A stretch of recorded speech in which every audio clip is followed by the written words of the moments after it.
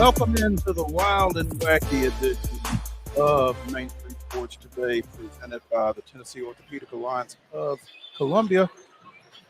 Hail, hail, the gang's all here. Maurice Patton, Chris Yao, Wade Neely, and that's just the start of it. Yeah. We have literally a jam-packed show today. I mean, Chris and I often talk about 20 pounds of potatoes in a 10-pound bag. Well, we may even have more than 20 today. Basically 40. Yeah. We will be joined in the second hour by MTSU football coach Derek Mason, who's going to stop by at our perch high atop the floor here at the Glass House. Talk a little Blue Raider football, take advantage of being here. We will also be visiting in the 3 o'clock hour with Joe Sullivan, talking a little area college hoops as we get towards Selection Sunday. In the first hour, we will visit with Heather Williams, as we typically do on Wednesdays, talking a little NASCAR, but it'll be a little later because we are also going to visit with former Major League infielder Mike Mordecai. And I'm interested. Two-time World Series champ. Former Atlanta Brave, Mike Mordecai. Braves legend. I'm interested in what he's got to say about a development that took place late last week at the Major League level in a certain team's middle infield. And I just wanted to get some thoughts from somebody that would have some insight into a move that a certain Nashville legend is being asked to make for a certain supposed World Series contender. So should be fun. It should. Today's going to be a lot of fun. It's going to be a lot of fun. We are going to. It won't quite be as free flowing as it typically is because we've got guests and we've got specific things that we're going to talk to them about. But it's still going to be fun because we're going to be getting some insight from some other folks, and that's always pretty cool, I think. So. Again, we are here in the 11,000-seat Lee Company studio at Murphy Center on the campus of Middle Tennessee State University. We have seen two Class 4A boys state tournament quarterfinal games. Cookeville opened with a 70-60 comeback victory over Maryville, followed by Rossview pulling away in the second half for a win over Morristown East. No, wait a minute. There was a game in between. Brentwood and Bartlett. Yes, Brentwood and Bartlett. Yeah. After Cookeville's win, Bartlett, who I think is generally accepted as the favorite in 4A, got all they wanted from Brentwood.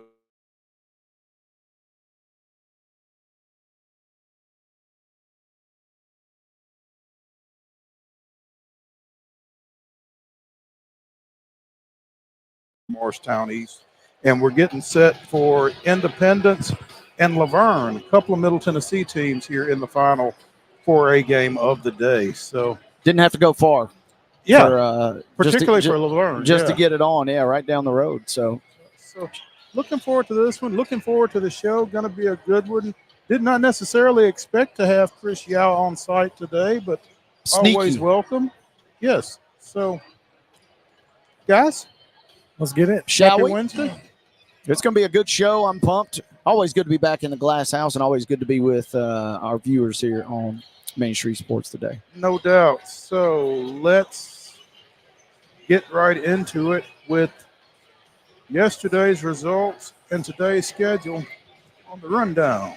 This is the rundown. Oh, let's start with if my scroll bar would work, and it's not.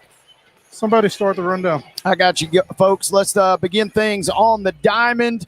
Yesterday's results. Baseball, we kick things off. Columbia 6, Blackman 3.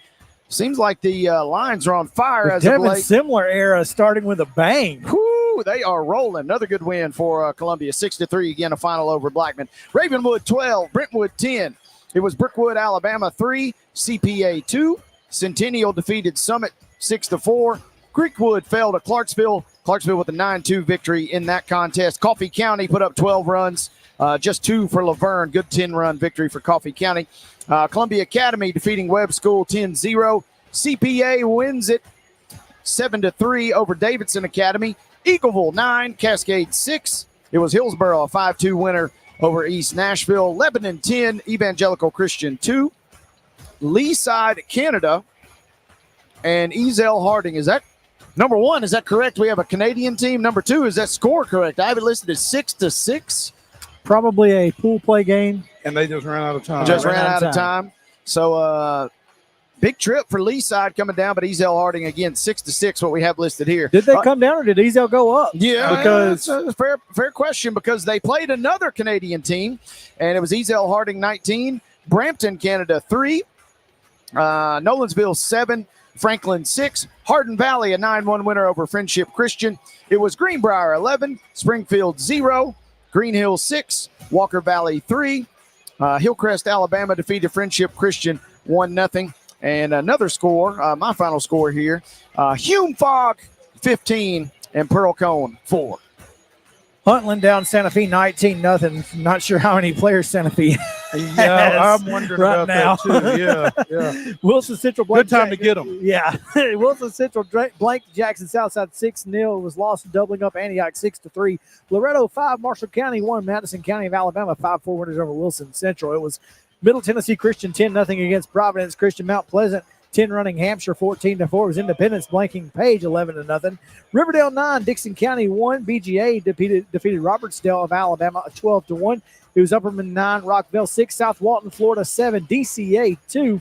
Spring Hill brought the bats and more. 21-1 the final against East Hickman. It was Lawrence County 12, St. Michael Catholic of Alabama 2.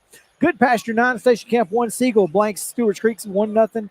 It was Sycamore 6, East Robertson 1. Tullahoma downs Mount Juliet 7-1. Tuscaloosa County of Alabama defeated Summertown 6-1. It was Watertown 13, Jackson County 0.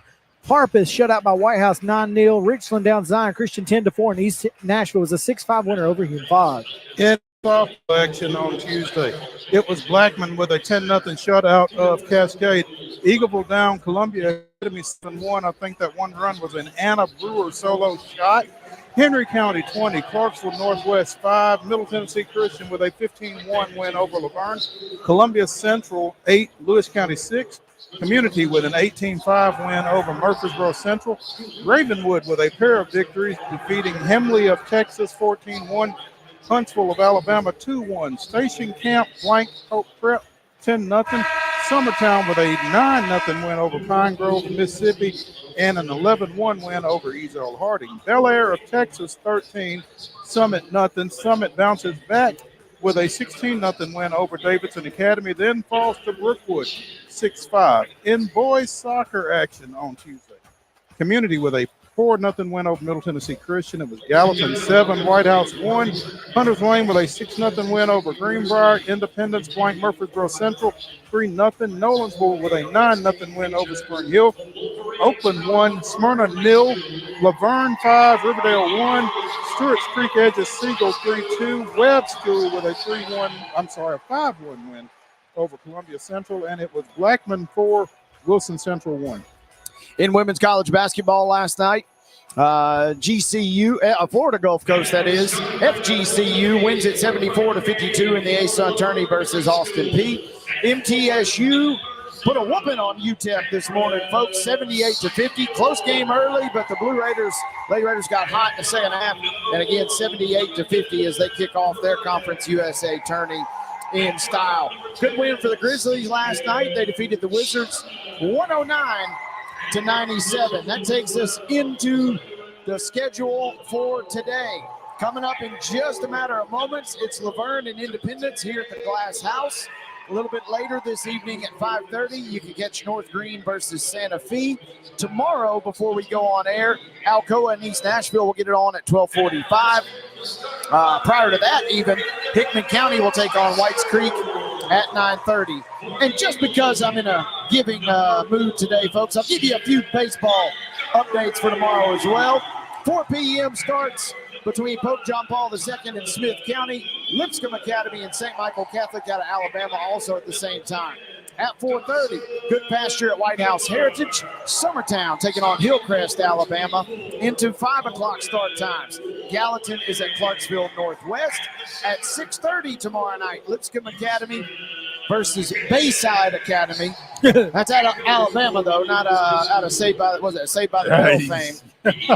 6:30 tomorrow. Again, the first pitch there. Also at 6:30, you got Stewart's Creek at Siegel. And at 7 o'clock tomorrow, capping our baseball schedule, Davidson Academy versus Spanish Fort, Alabama, and Lebanon versus Robertsdale, Alabama, again at 7 p.m., rounding out your baseball schedule for today. Softball today. Beaches, Greenbrier at 4 o'clock. Wayne County hosting Lawrence County at 4. Spring Hills at Coffee County at 5, as is Fayetteville at Santa Fe at 5:30. You can catch Good Pasture and Greenbrier. And at 7 tonight, Riverdale is at Smyrna. Men's basketball later this evening in the SEC tournament. You could have gotten free tickets if you had the link I had to this one. Yeah, 75 cents. I'm sorry. It cost 75 cents for the fees. Everything's going up. Vanderbilt and Arkansas at 6 tonight. Right after that will be Missouri and Arkansas. No. Missouri and Arkansas. Missouri and Georgia? Georgia. Missouri and Georgia after that. Middle Tennessee State and La Tech in the Conference USA tournament, 8 o'clock on ESPN+. NBA action tonight. Grizzlies hosting the Hornets on Bally Sports at 7. On the ice, Nashville is at Winnipeg. That's on Bally Sports South, and the voice of Willie Donick at 6:30. And on the pitch, Nashville SC enter Messi in the CONCACAF Champions Cup. That is a 7:15 kickoff on FS2, and that, folks, is your rundown.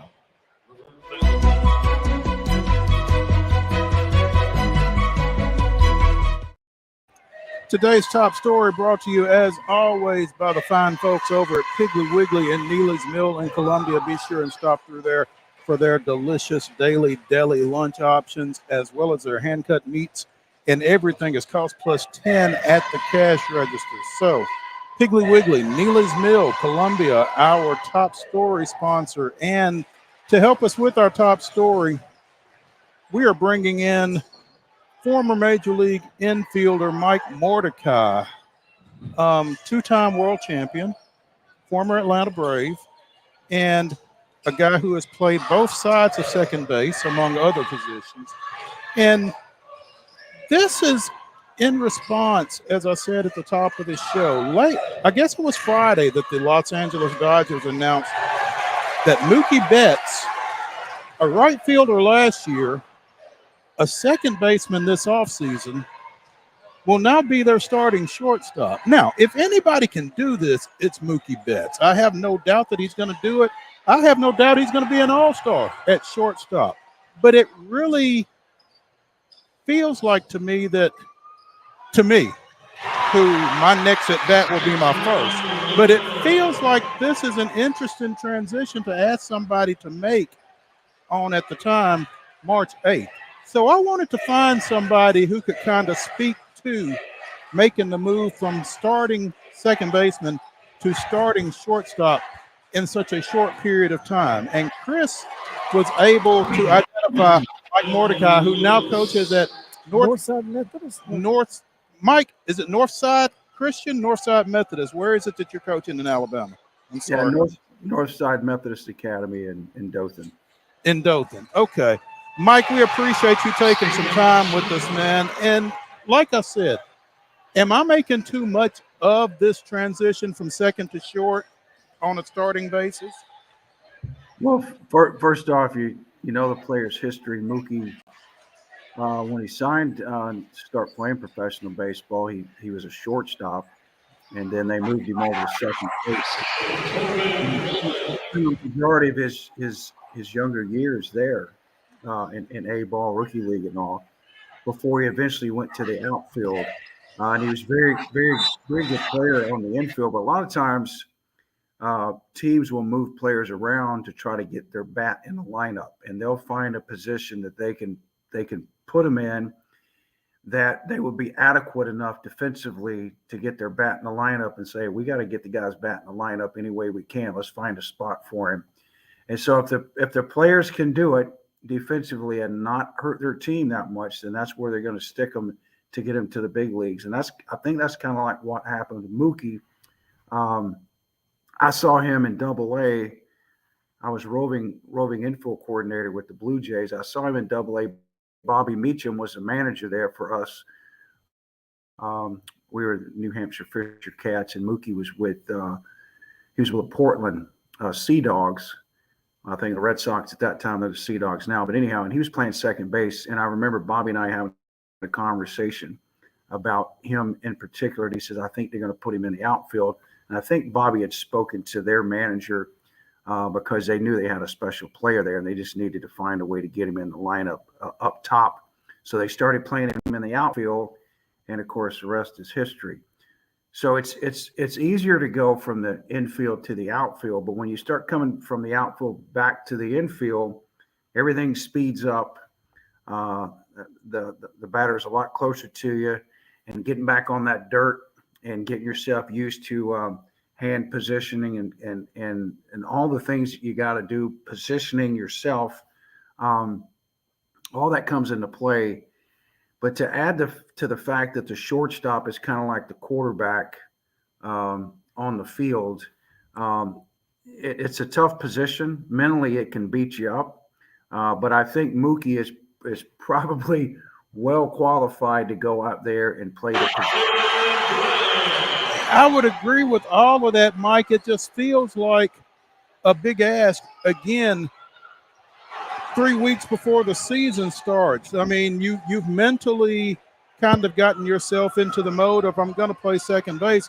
This is my first full year at the major league level as a second baseman. I'm getting myself prepared for that. And then all of a sudden, oh, we want you to move across the bag. And again, I have no doubt he can do it. It just feels like, it almost feels like a little arrogance on the part of the Dodgers for even asking him to do it. You know, I mean, that's kind of where I'm at. Well, I'll tell you this. I would guarantee you Mookie Betts is one of the best teammates in baseball. This guy's concerned about winning ball games. He's not concerned about what position he's playing. He's concerned about winning ball games.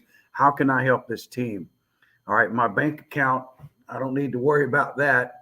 I want to win ball games, and I firmly believe they have a plan B in the background here.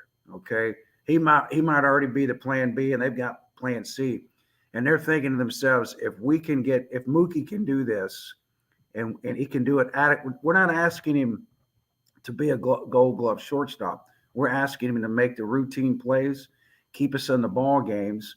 Whatever else he gives us defensively, we're going to take it.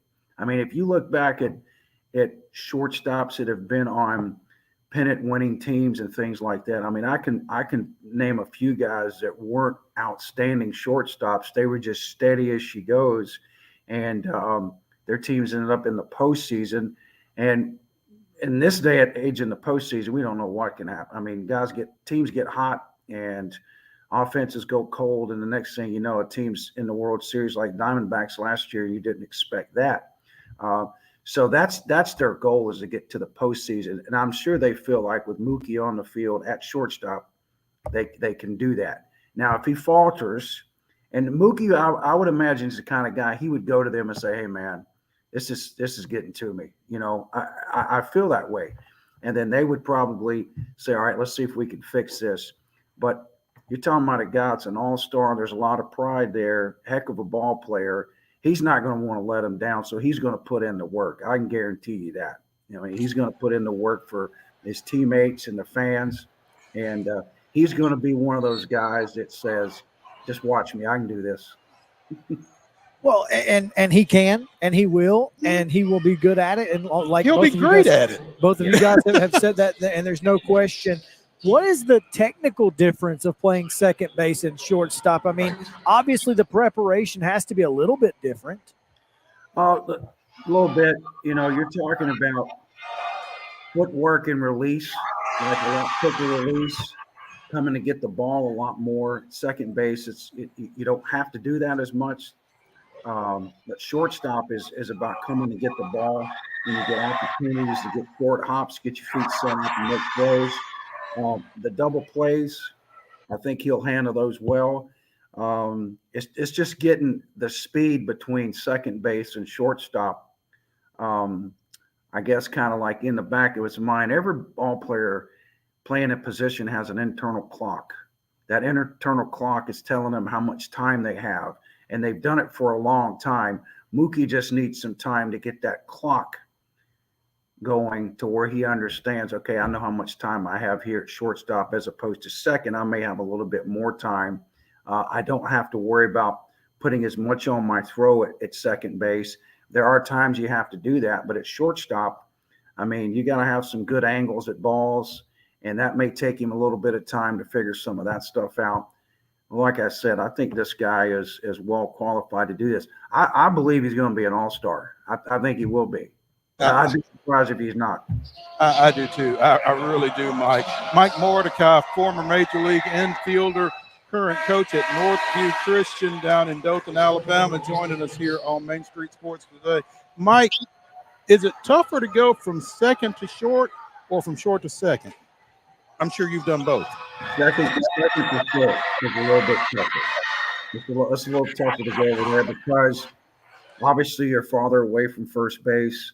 The play in the 6 hole is one of the tougher plays you have to make. That backhand and that long throw across the diamond. I used to be, when I was with the Blue Jays, Alex Anthopoulos, who's now there with the Braves, we would have meetings and he would ask me about some of our younger players playing shortstop and can they do it? You think they could do it at the big league level? And I would always say, Alex, the one thing that I would want these guys to do is make that play in the hole, because you don't want to be in the World Series in the bottom of the ninth with the winning run for the other club on third base, and there'd be a backhand hit in that hole, then that guy can't make that play. So that to me is going to tell you all you need to know. And it may take him a little bit of time to get the footwork down, the angles right, but I'm sure he's got the arm and he's got the ability to do it, and he'll put in the work. So I don't see any issues there, but it is tougher to go from second over to short. I guarantee you at some point Mookie Betts is going to make a jump throw that's going to make people just jump out of their seat. I'm excited to see him do it. It's just that, like I said, I feel like the Dodgers have just grabbed a bunch of players and then just kind of threw them out on the field, and wherever they land is where they're going to play. And it's an interesting philosophy, and as a Braves fan, I hope it falls on its face. But it won't be because of Mookie, So we'll see, clearly. But, Mike, man, we really appreciate your – Wade, did you have something? Yeah, I was going to get in real quick with Mike, and we certainly appreciate you being here. Mike, you're the great website Wikipedia tells me that not only are you the coach, you're the AD, and you teach history. First of all, is that accurate?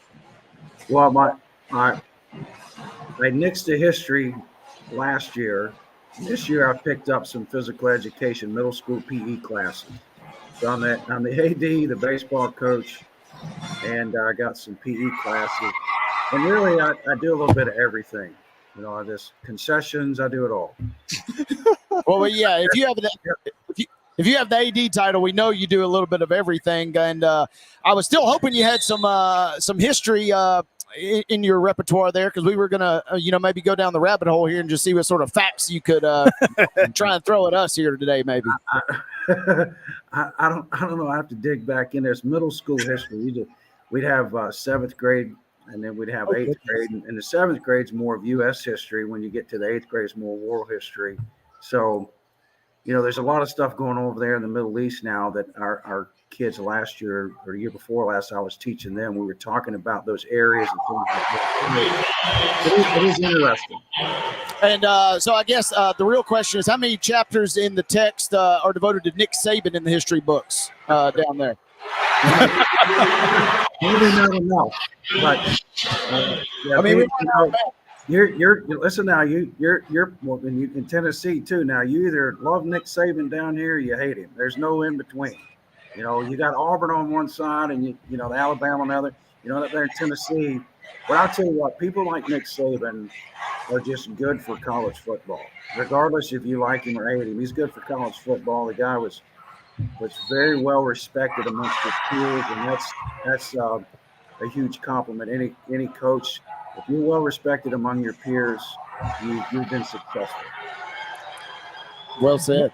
Mike, we are so appreciative of your time, man. We thank you so much for taking it and for getting back with me as quickly as you did. I did not expect for you to answer my email on a weekend, but you did, and I greatly appreciate it. Absolutely. Mike Mordecai, thanks for joining us here on Main Street Sports today. And maybe swinging back to you, man, maybe around the All-Star break once Mookie makes the SL team. Yeah, you guys anytime you guys need me on or would like to talk some baseball, I enjoy it. Well, we enjoy it. We appreciate you. Thanks, Mike. Thank you. You guys have a good day. Thank you, Mike. That was Mike Mordecai with us here on Main Street Sports today, presented by the Tennessee Orthopedic Alliance of Columbia. We're going to take a quick break and try to wedge in a little talk ahead of Heather Williams in the next half hour. Got a little NFL. Yeah. All kinds of stuff. Yeah, we definitely got stuff we need to talk about if we can. So we're going to do that after this break right here.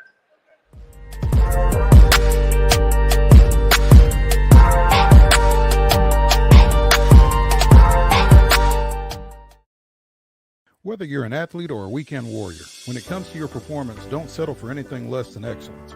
We're proud to announce that Mid-Tennessee Bone and Joint Clinic is now Tennessee Orthopedic Alliance of Columbia, where we are redefining sports medicine and orthopedics. Tennessee Orthopedic Alliance's team of expert sports medicine physicians understands the unique demands of your body.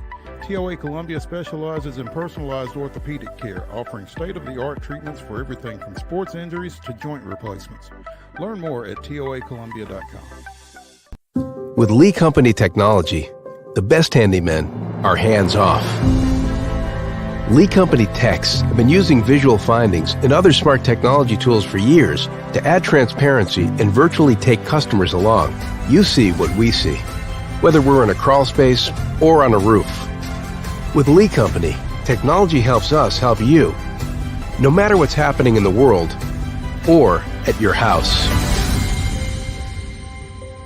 Jones & Lang Sporting Goods here in Columbia has been outfitting teams, officials, and anybody else from T-ball to college for 50-plus years. Be sure and check them out at 931-388-8060 or online at jonesandlang.com. Jones & Lang Sporting Goods, the look of a winner. Zion Christian Academy, zioneagles.org or 931-388-5731. You can schedule your appointment. Go tour their campus. It is beautiful over there, and you're definitely going to want to see it. Again, it's zioneagles.org. Give them a call, 931-388-5731, and schedule your tour today. Custom Stone Handler supplies over 600 distributors and suppliers with quality stone products. Along with River Stone, we produce and distribute over 100 building, landscape, and other bulk products. Our goal is to provide quality products, service, and partnerships to ensure our customers' success. We firmly believe that the measure of any person or company is how they treat other people and customers. Give them a call at 931-490-4990 or visit CustomStonehandlers.com. A game without a crowd is just a scrimmage. A performance without an audience is just a rehearsal. Without your presence, high school sports and the performing arts aren't possible. Ensure that these essential extracurricular activities continue to enrich the lives of students in Tennessee. Purchase a ticket to your local high school's game or performance. This message presented by the TSSAA.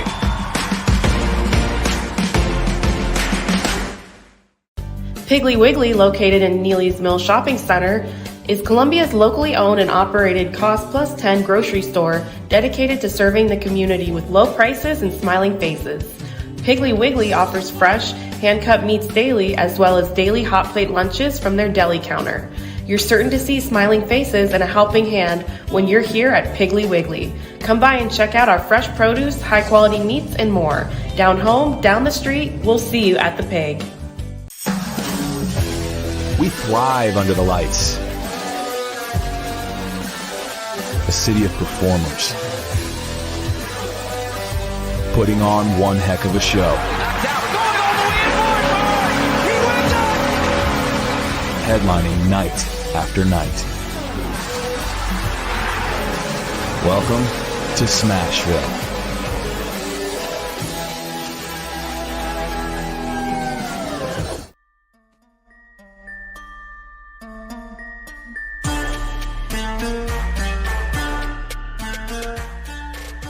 There we go. Welcome back into Wild and Wacky Wednesday here on Main Street Sports Today. Coming to you from the 11,000-seat Lee Company studio that is the Glass House. Murphy Center here on the campus of Middle Tennessee State University as Independence has a 27-26 lead, a 30-26 lead over Laverne with 4.5 minutes left in the first half. Maurice Patton, Chris Yao, Wade Neely. We've had a little news this afternoon as the NFL free agency cycle continues. And while the Tennessee Titans have made a number of moves, there's one move that they were not able to make, apparently, as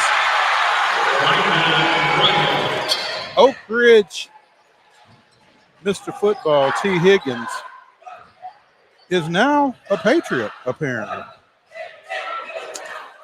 Tell us more.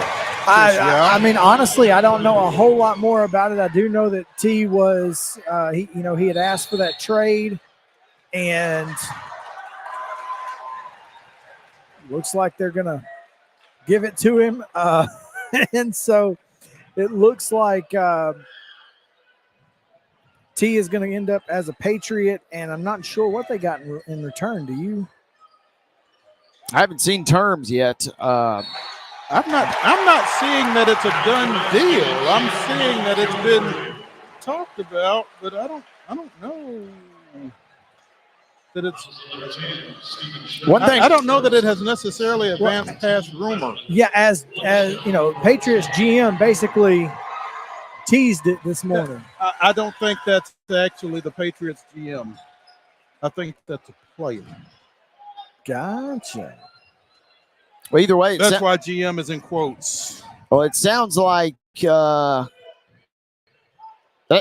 really kind of tells us the whole situation, though, with him in Cincinnati, right? The fact that we're pretty much assuming that he has probably played his last bit of football in Cincinnati. And since we've kind of mentioned the Titans, Mo, you and I have talked with a lot of folks the last couple of weeks, you know, especially Terry McCormick when he's joined us. That's kind of one name really from the Callahan hire that everybody kind of had on the tip of their tongue is probably going to end up in Nashville. And they were hoping, obviously, maybe it was via free agency. But with the franchise tag coming down, I think kind of some of that luster has been lost.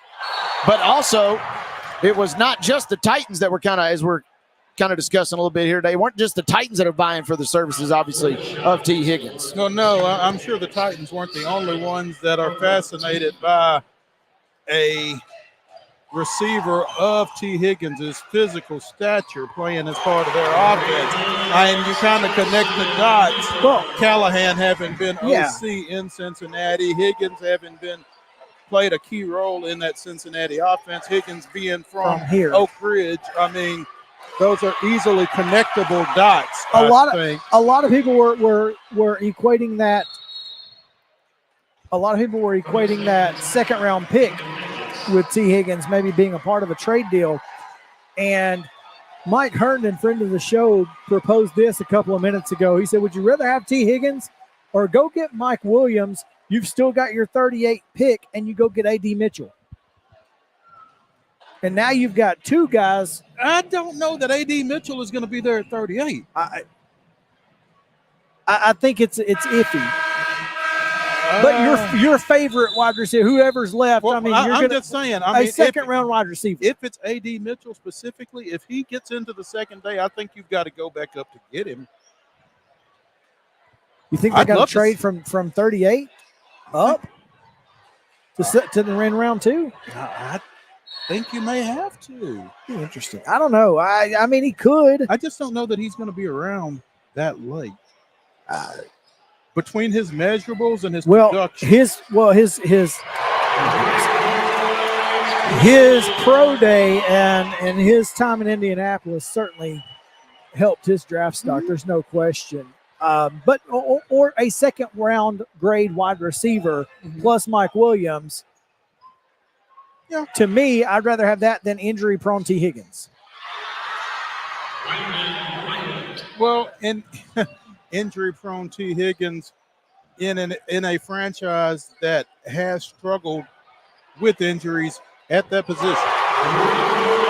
Right. So maybe that's. I just think, again, that they were dots that were easily connected. And, to be fair, makes sense if you're trying to upgrade at receiver. Now, one receiver that did move, did y'all talk about this yesterday?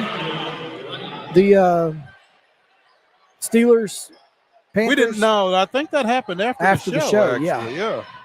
So, fill us in. I just said his name a minute ago. Deontay Johnson. Yes. From the Steelers headed to Carolina, and does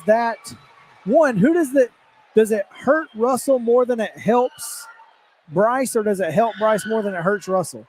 I don't know how much it helps Bryce, just because I feel like the Panthers need so much help. He's still got it. You can't throw it from your back, right? Yeah, we've learned that in Tennessee. That's what I was going to hop in with in regards to the Panthers end of this deal. They need so much. Yeah, it's an incomplete for me because they have so many pieces that they need to really kind of get even back up to a serviceable looking offense. So it hurts Russell more. I think so. If you're going, by that direct comparison, if you're doing a zero-sum kind of thing, it probably does. Although, again, the Steelers still have George Pickens. And I'm not familiar enough with what else they have at receiver without Johnson to really, really speak on it with a whole lot of knowledge. But Pickens is a whale of a receiver. Yeah, he's a great one. So I'm not too terribly concerned with what Russell's going to have to work with. I just feel like being in a environment where he's being embraced. There are a lot of people out there that feel like Russell is washed. I'm not among them, particularly in Pittsburgh. So I'm interested to see how that. I think he is closer to washed than obviously his prime, but. I still think that's an upgrade potentially from what Pittsburgh had. The only other thing is, just reading chatter online is they still are kind of trying to kick the tires at the quarterback position in addition to the Russ move. And to me, if you go out and get Russ, that seems like that's really got to be your guy, right? And once you acquire him, I feel like you've kind of made your decision, in my opinion. It would seem like to me that you have made your decision, and if you're still kicking the tires on quarterback and you've already got Russell Wilson, Kenny Pickett, and Mason Rudolph in camp, do you really have room for a fourth option? No, and that's what I'm saying with regards to Pickett and Rudolph. You're hearing a little bit of chatter about them, and one of them's not going to be there. I don't know what you're going to get for Kenny Pickett at this point. I'm not saying that you get anything, but one of those two is not going to be there. I would not disagree. Let's take a quick break. And when we come back, let's talk a little vroom vroom with Heather Williams. Little NASCAR here on Main Street Sports Today, presented by Tennessee Orthopedic Alliance of Columbia. Stay with us after this break.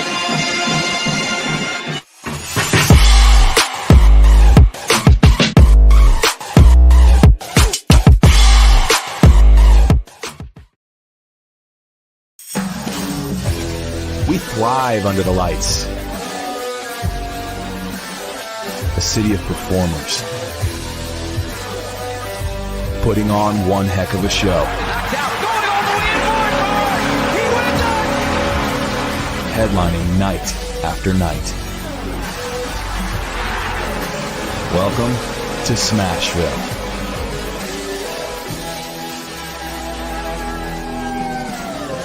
Whether you're an athlete or a weekend warrior, when it comes to your performance, don't settle for anything less than excellence. We're proud to announce that Mid-Tennessee Bone and Joint Clinic is now Tennessee Orthopedic Alliance of Columbia, where we are redefining sports medicine and orthopedics. Tennessee Orthopedic Alliance's team of expert sports medicine physicians understands the unique demands of your body. TOA Columbia specializes in personalized orthopedic care, offering state-of-the-art treatments for everything from sports injuries to joint replacements. Learn more at toacolumbia.com.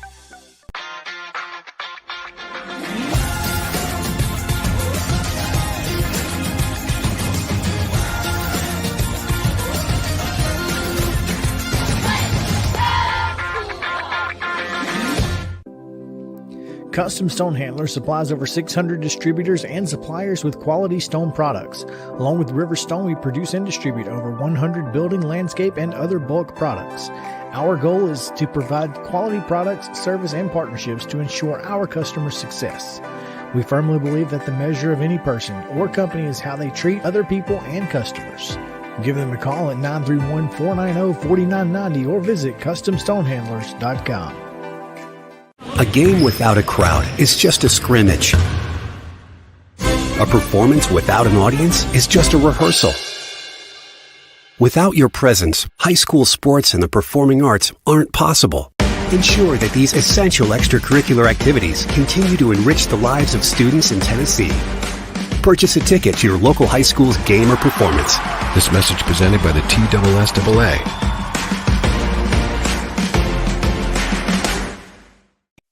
With Lee Company technology, the best handymen are hands-off.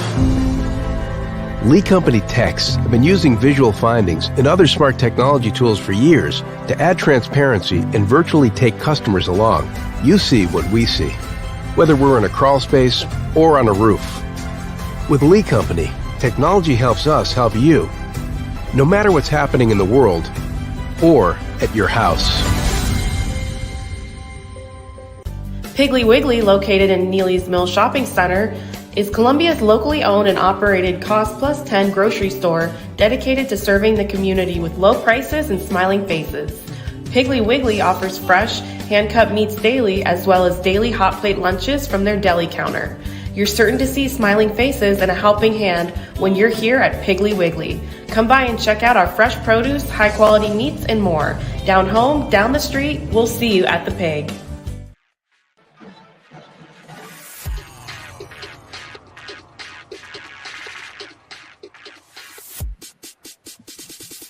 While the Wacky Wednesday continues here on Main Street Sports Today, presented by the Tennessee Orthopedic Alliance of Columbia, I'm Maurice Patton, flanked by Chris Yao, and that guy on the far end is Wade Neely, and we're 3 wide today. Aha! As we get ready to talk a little NASCAR with Heather Williams of WCYB-TV up in Johnson City. Heather, good afternoon. Good afternoon, and don't try 3 wide at Bristol. It absolutely will not work. It will not work. There's no. Well, you know, we're on the super track today. We are in the 11,000 seat Lee Company studio at Murphy Center. We were kind of hoping we might see you. I know North Green is going to be taking the floor here in a couple of hours. Yeah, North Green today and David Crockett tomorrow, but with everything that's going on, including race week, our station will be making the trip only if one of our teams makes the championship on Saturday. Okay. Well, with all due respect, we hope it's not North Green. Yeah, sorry. You know, they upset the number 1 team in the state in the sub-state, so they're going to be a tough out. We do know, and we have made, and they have sent one of our teams home before. Yeah. 2 years ago. Yeah, so we are well aware of North Green, and we are well aware of just how dangerous they are, but we are hoping that Santa Fe in their first ever state tournament appearance can stick around for a little bit. So we'll see how that goes. We'll be sure and let you know.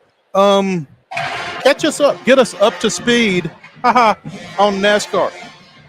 Well, this week we raced at Phoenix, and Toyota finally broke up the Chevy party when it comes to winning. Christopher Bell gets the win in Phoenix. Big win for Christopher because Phoenix is where the championship race is held every year, and he's been in the championship race the last couple of years, and that's had terrible luck at Phoenix. So kind of to get that bad karma off of him at Phoenix, get the win, I think will give him confidence if he can make his way back to the championship four again this year, to know that he can do something at Phoenix. It was also big for Toyota is because, as I mentioned, Chevy had won every race this year.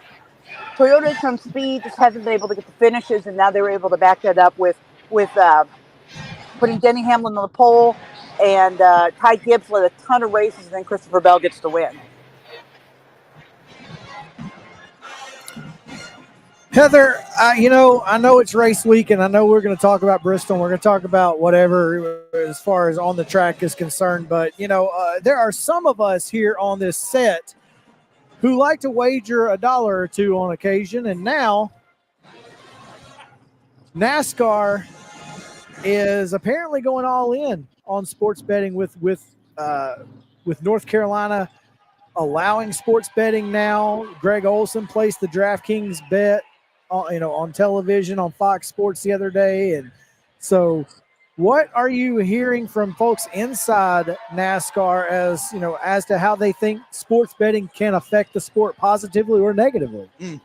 Well, I think that they really hope to reach some different viewers, some younger viewers. They've been all in pretty much from the beginning.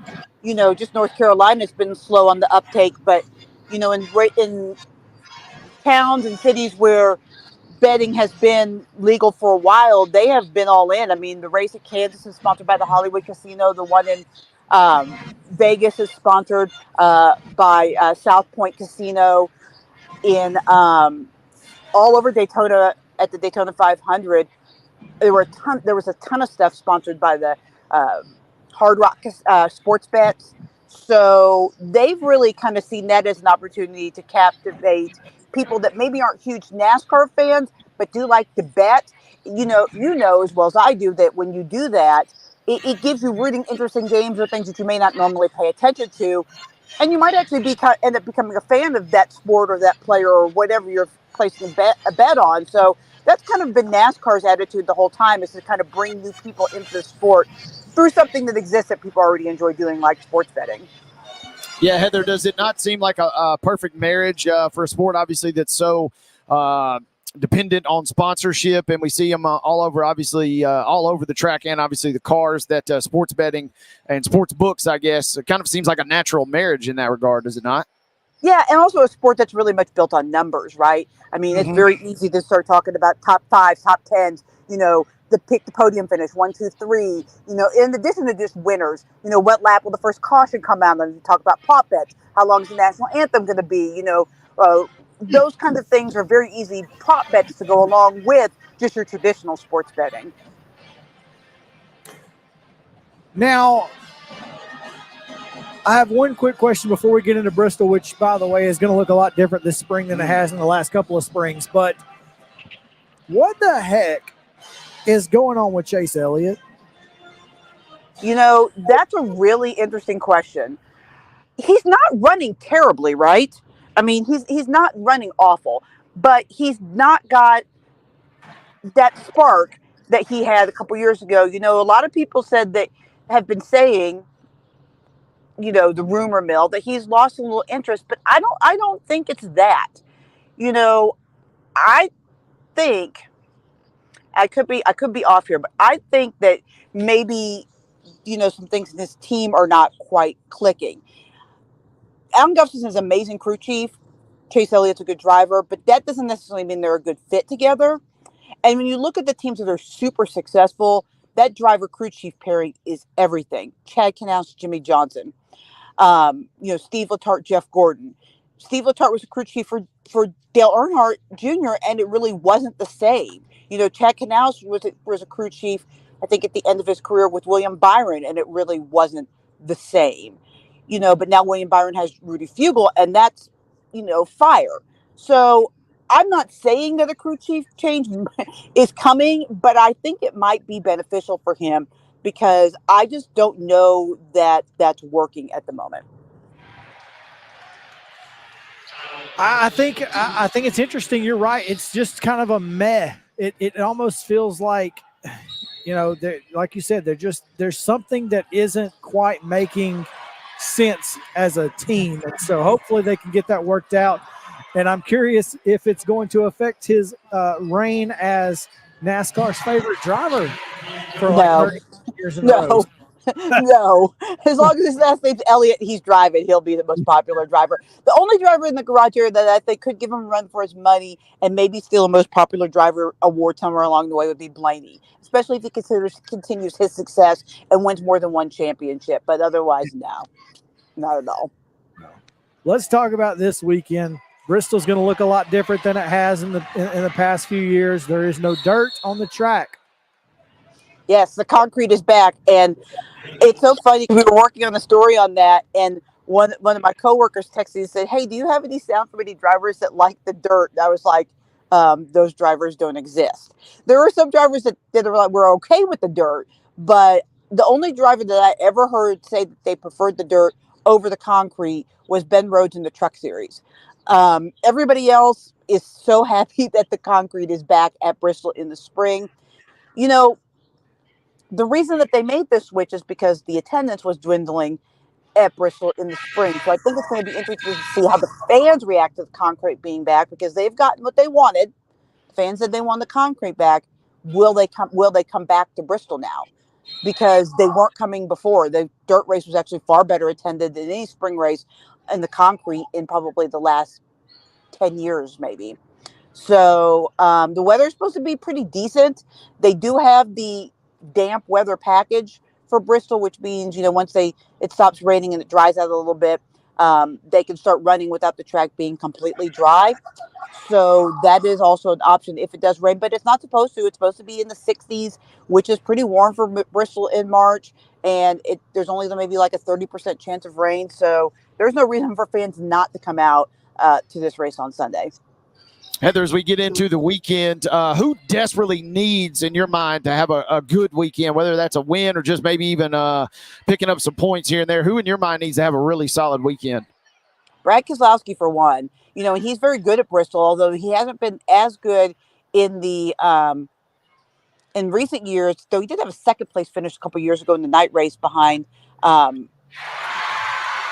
Buescher when he won, and he did win the spring race, I think, in 2020.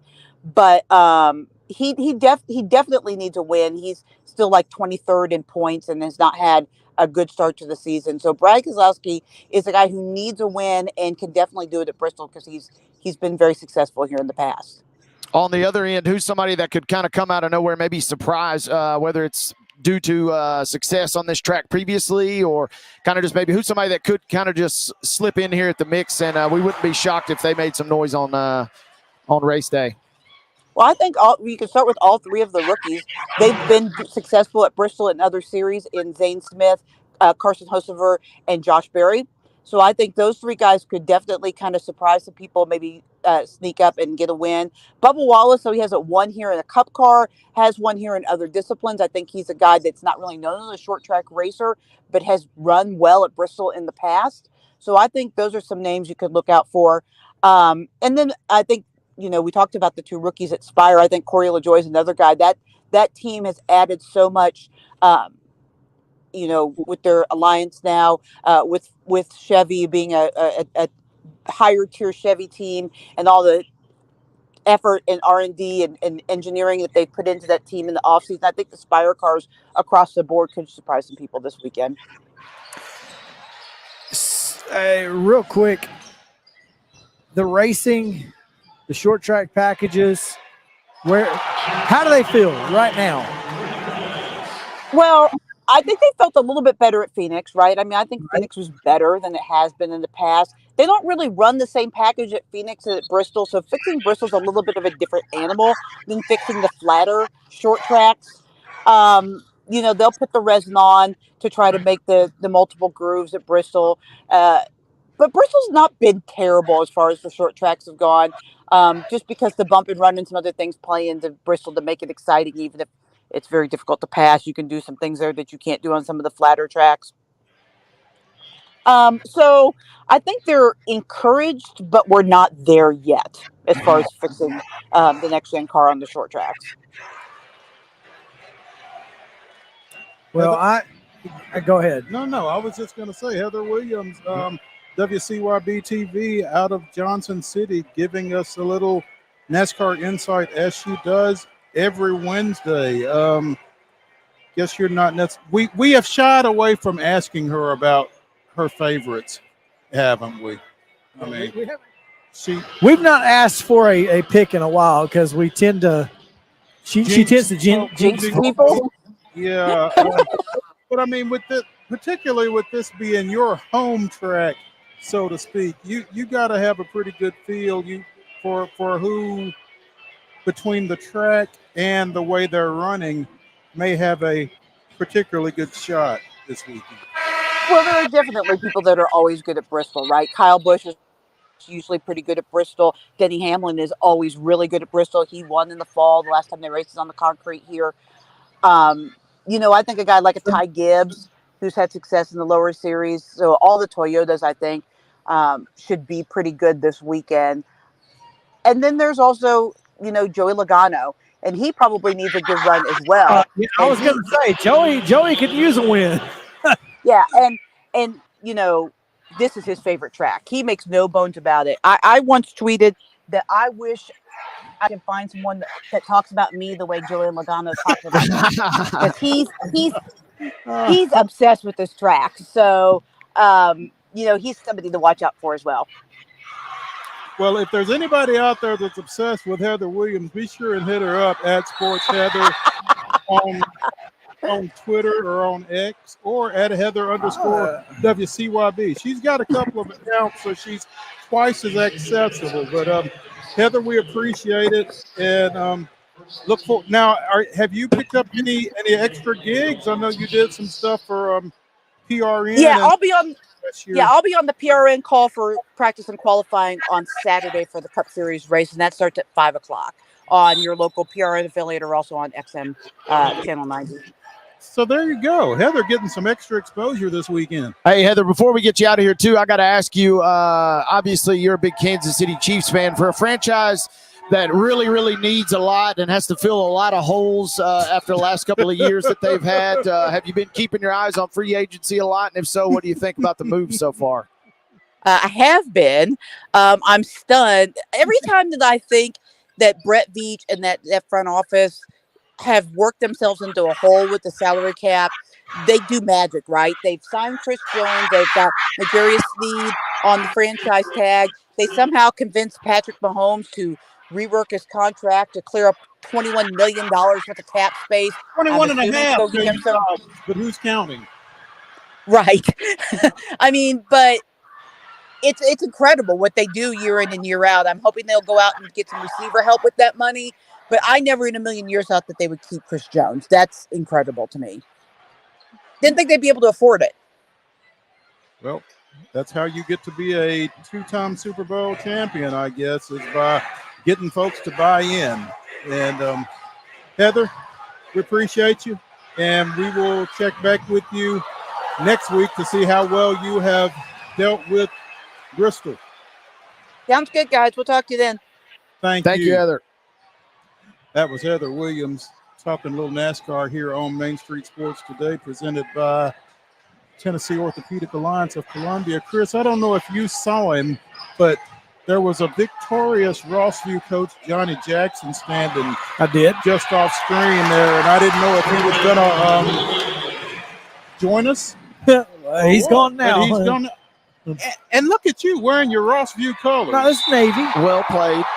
My Braves colors for Mike Mordecai. Oh, okay. That Navy looks awfully It does look black. Yeah. But it's not. It's Navy. Okay. All right.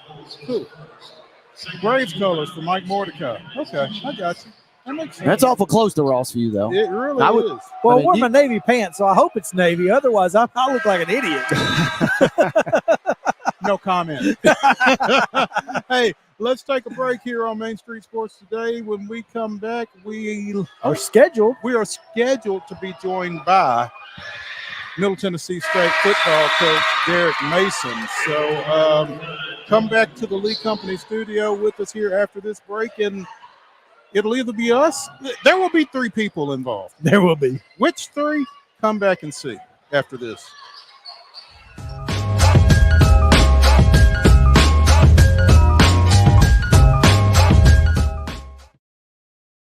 Welcome to Protein Snack Shop, your destination for healthy and delicious low-carb snacks. Our specialty lies in providing protein-packed desserts that are perfect for those following a keto diet. Our products are made with high-quality ingredients, ensuring that you can satisfy your cravings without compromising your health goals. From a variety of flavors and options to choose from, you can enjoy guilt-free snacking while staying on track with your fitness journey. Don't miss out on our limited time offer. Discover Protein Snack Shop today. Whether you're an athlete or a weekend warrior, when it comes to your performance, don't settle for anything less than excellence.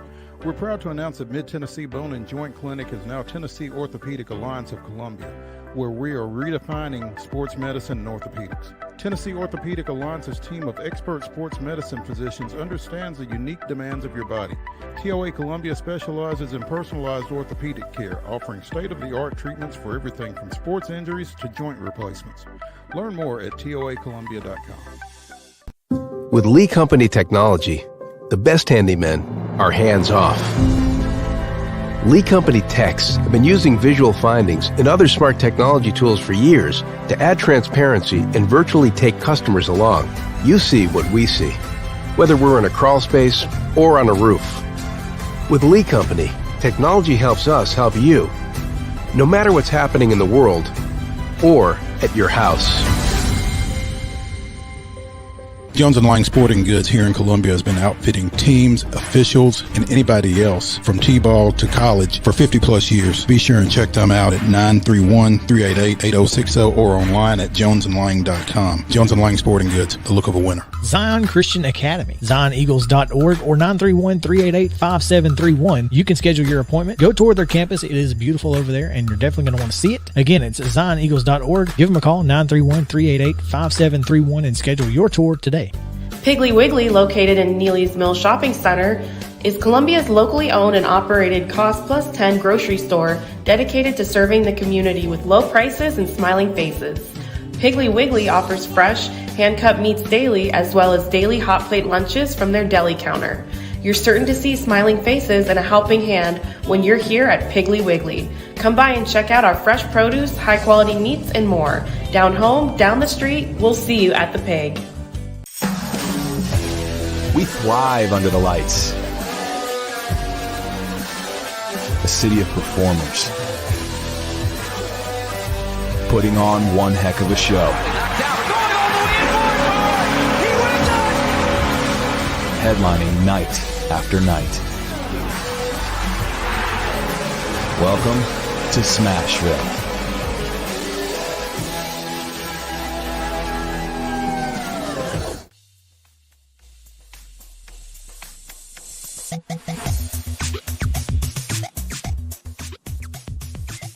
Hour number 2 of Wild and Wacky Wednesday here on Main Street Sports Today, presented by the Tennessee Orthopedic Alliance of Columbia. I'm Maurice Patton. I am joined by Wade Neely, and I lied. We do not have 3 people. Something is it's a beauty of live television. You never know what's going to happen, and it never usually goes according to script, unfortunately. Yeah, unfortunately, yes. So we are awaiting the arrival of MTSU football coach Derek Mason, and I think Chris Yao is out looking for him, basically. He's his handler at the moment, I suppose, or trying to become his handler at this point. He would love to have him to handle, I guess. As Jet Montgomery just scored on what was a prospective and one. How's that? Mm-hmm. To push Independence's lead out to 64-47 with just under 9 seconds remaining here in the third quarter of this Class 4A quarterfinal matchup between Independence and Laverne. He gets the and one. Indy leads by, 18. Is that right? Yep, and they've been playing, it was pretty back and forth early in this game, but they've kind of taken over. And as we get ready to head to the fourth here, Laverne certainly got its work cut out for itself as they're going to go to the line here. Making up an 18-point stagger against this team won't be easy. No. And really at this level, I mean, honestly, there's times late in games when you're saying how did a team even blow a 6-point lead. But when you talk about a lead of this magnitude, yeah, I mean, I'm knocking on all the wood I can find here. Yeah, but we certainly don't want to jinx them. But at the same time, it would take a pretty significant collapse, I think. Mo, you and I have talked, and we still are obviously hoping Coach Mason will join us here in just a minute. You and I have talked with Chip. We've talked with several other folks and kind of mentioning that the season is getting ready, spring season at least for MTSU football is getting ready to get cranked up. And I guess the real question, and I'll ask you this first, what should we expect in year one of Derek Mason at MTSU? That to me, this is such a unique fit, and you have a high caliber, or at least high reputation coach, certainly a outstanding track record as a coordinator. To me, this is a monster hire for MTSU, but are the expectations maybe going to be too high? So that's why I guess I wanted to kind of ask you that first. Where do you see this season going, and what would the expectations be? You know, that's a good question. One, I've not looked enough at their schedule to really be able to answer, you know, what I would be looking for out of these guys. I know they've got a game here with Duke in September. You feel like, as Chris and I have discussed, this iteration of Conference USA is one that middle should be at or near the top of on a consistent basis, I feel like. And so I feel like if they are playing for a conference championship, if they are, you know, bowl eligible, I think that's successful. And I think that's pretty successful no matter who the coach is here. Yeah, and that's and I don't really feel like that's an unreasonable expectation. No, and I think you're right, and I think that's you know, it was a death by 1,000 cuts maybe, but I think that's ultimately what potentially led to the dismissal of Rick Stockstill. It's a team that was projected to win 7 or 8 games last year and really struggled at times. And you mentioned the schedule, and we'll see on an update from Chris here. But as it sits right now, they open August 31st versus Tennessee Tech. The following weekend, they go to Oxford, take on Ole Miss, which will be a high-profile game, obviously. Saturday, September 14th, Western Kentucky comes to the house for your CUSA opener. You mentioned the Duke game. That's at home on a Saturday, September 21st.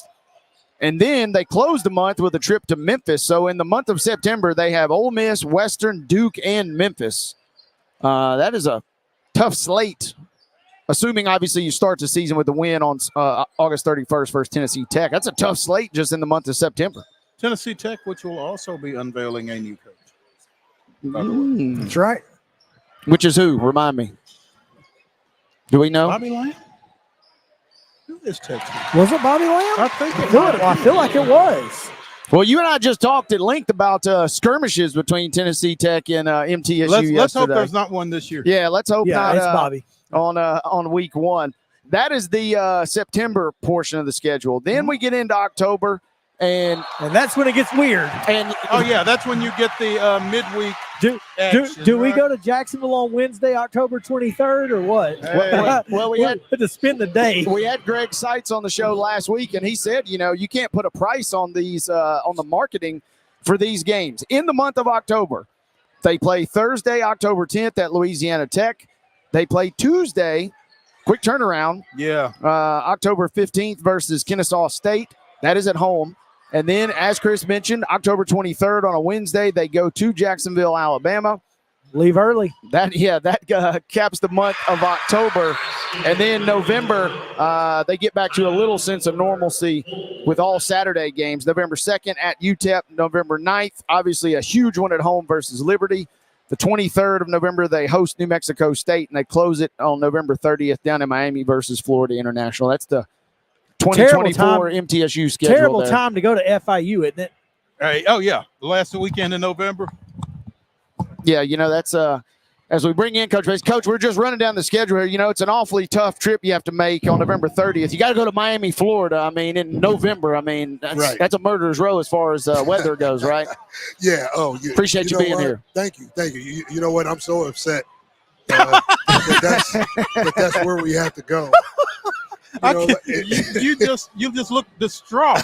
You know what? I'm dazed and confused right now. I'm struggling. No, anytime you get to destination spots, it almost feels like bowl games to some folks because the weather in that area is generally pretty good that time of year. But And it's generally pretty bad here. Yes. Yeah.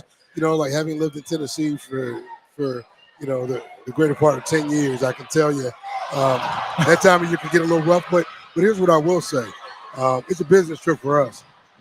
Look, we know and understand that we've got a season ahead of us, man. That's going to test every part of who we are. And like right now, we're just putting together the elements and the foundation of a football team that we believe, is going to be competitive, okay, and find a way to hopefully make some noise in Conference USA in 2024.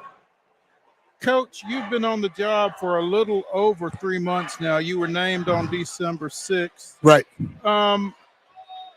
Relative to what you expected, what have these first 90 days been like?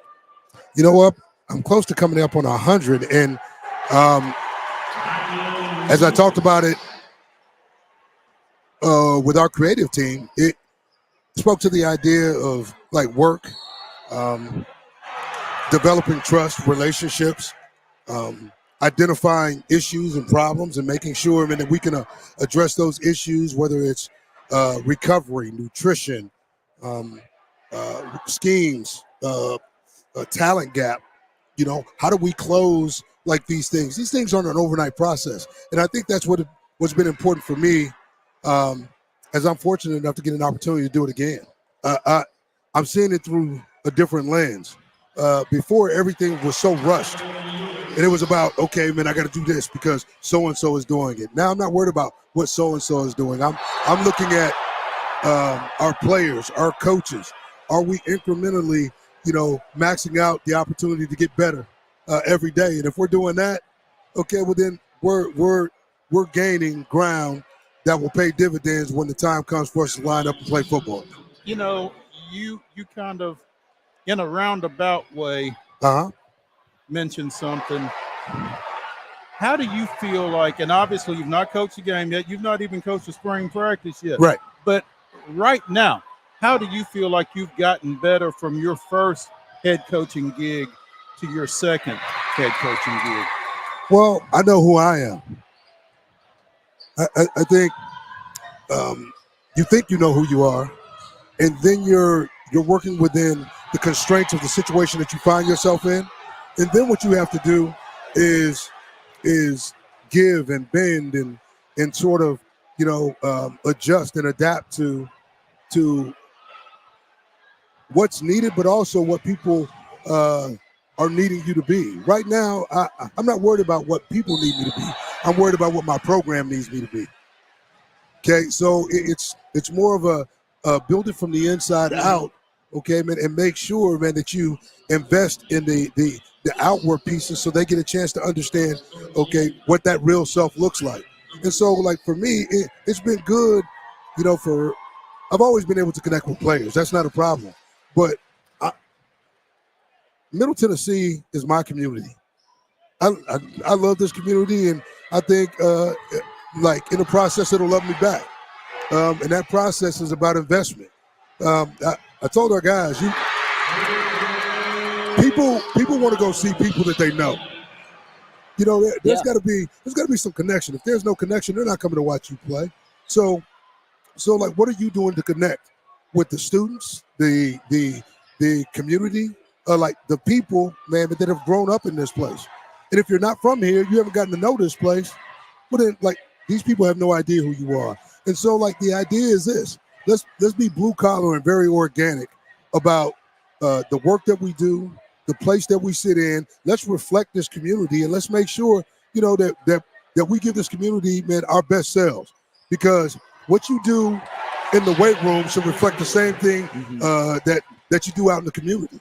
The same thing that you do in the classroom, should really reflect on your brand and who you are, as a Blue Raider. So all these things aren't mutually exclusive.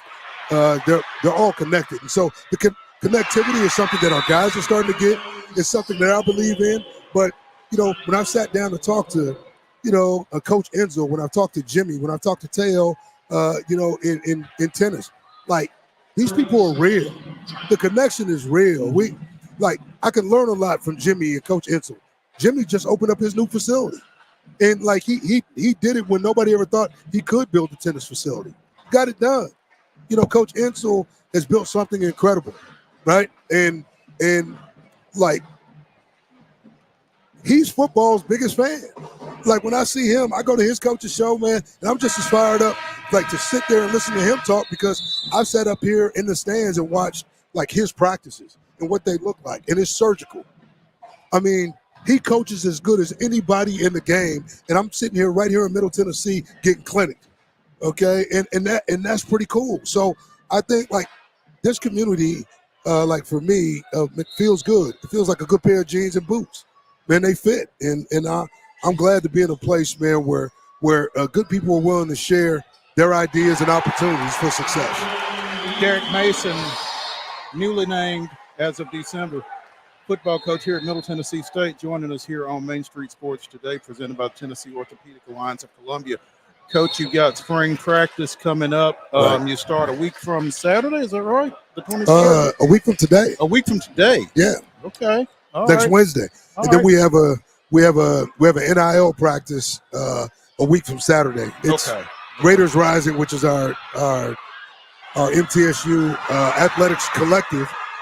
We're going to be the kickoff for that collective, and excited to have an NIL practice, which will be pretty cool. We get an opportunity to invite our fans, as well as donors, as well as other folks to come out, contribute to the collective, the whole collective. But the idea is this: come see who we are. I wanted to get out with our staff and just get out and just be part of this community. So we started this thing called the Blue Collar Project, which has been outstanding. But I think with that's about community, right? And so we just want our community to come out, see us, see what we're doing, let them get a taste of what we're talking about with NIL, because I think NIL looks different for us here than it does at other places. It's not about making sure that we can just resource athletes. It's about making sure, man, that we can, because for me and my program specifically, I want to be able to make sure that I can invest in my juniors and seniors as I'm getting my freshmen and sophomores to contribute, because I'm a developmental program. Right. So, man, if I'm gonna look to talk about NIL and give NIL, okay, I want to invest NIL in players, man, who have been here, who've walked it, okay, man, who've paid their dues, and now on the back end, as we're getting to the best parts of what they can do, now, man, we're starting to reap that investment. Yeah. So again, everybody's got a different idea in NIL. I don't want to lose players, and I think you do that through two ways.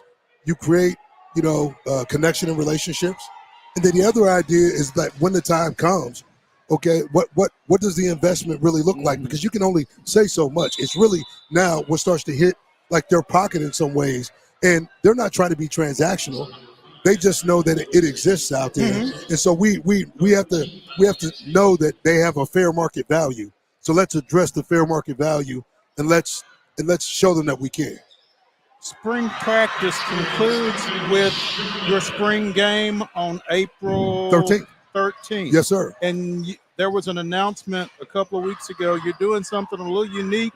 Right. And I kind of like it. You have named captains. You're actually going to play a straight-up game. Yes. And honorary coaches will be a couple of former Blue Raiders. I was on campus with one of them, Robert Frazier. I don't remember who the other one is off the top of my head. Well, we're going to put it out. We've been trying to hold on to it, but it's going to be put out here like in the next couple of days. Man, we got a lot going on with, in our basketball teams and other sports. Man, we're trying to find the space where it makes sense, because we're also going to talk about what that week's going to look like. We're going to have a draft. Okay, so we're gonna get into a room the Sunday before spring game, and there's gonna be a true draft. I'm gonna be the commissioner, so I get a chance. I get a chance to swing the gavel a little bit, but it's something that's fun for our kids. It's something that's fun for alumni, and hopefully it's something fun for our fans and our donors, because we still have some things being tied up around that NIL event that are gonna like really affect like how the spring game looks too. So we're just trying to get creative in spaces where I think we can be creative, but create connection with community and have some fun. Absolutely. And Coach, you've obviously only been on the gig for a little bit, but we've really been impressed with how aggressive you've been on the recruiting trail. But I got to ask you, we're sitting here in Murphy Center, but just right behind us, there's a lot of construction going on. How much of your recruiting pitch right now is, hey, look at the sweet new facilities. MTSU football is kind of moving out of the dark ages and kind of into a true new era right here. Yeah, man, extremely excited. I've been asked, what do you feel about the construction and everything that's going up, and is it negative? No, man, it's the price of progress. That's exactly what you want to see. It means that this place is going to places that it's never been, to hopefully do things it's never done. Mm-hmm. So I mean, if that's truly where we believe we sit and where we're going, between Dr. McPhee, Chris Massaro, Lee DeLeon, our athletic programs, this is just the tip of the iceberg. There's a lot more coming on the backside of this, but like you have to crawl before you can walk, and walk before you can run. And that's where we sit right now, with some steel coming out of the ground. It's visual. Coach, before you got here, Wade and I were kind of talking about what is a reasonable expectation for Middle Tennessee State football in year one under Derek Mason. Well, what would you tell people that is? Well, we want to be physical, we want to be tough, and we want to play intelligent football. Okay, but what does that mean? People want to know numbers. Well, I'll tell you more about our football team after 15 practices. Are we physical? Because if you can't control the line of scrimmage up front, you got no chance. It's a line of scrimmage game. So, it starts with our bigs. Everybody wants to say it starts with the quarterback. It doesn't. It starts with, can we run the football effectively when we want to, okay, as well as like when we have to, right? Can we stop the run? Can we get a pass rush on third down and get off the field? Having Luke Pascal back here, and the idea of how are we going to play special teams? I didn't go out and get a special teams coach that I thought would make us good. I tried to go out and get the best, okay, one of the best minds, okay, in college football. He just happened to be at the Group of 5 level. He just happened to be an MTSU alum. He just happened to be trying to get back here for the last 17 years. And that worked out well. Yeah, it did. and like, to me, like what he talks about the standard, and the standard being the best.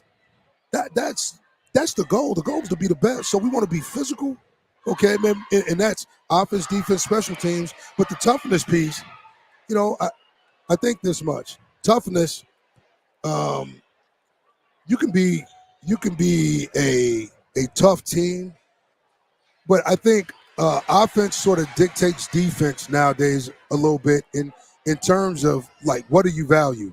Everybody wants to score points, but it's not just scoring points, it's how you score points.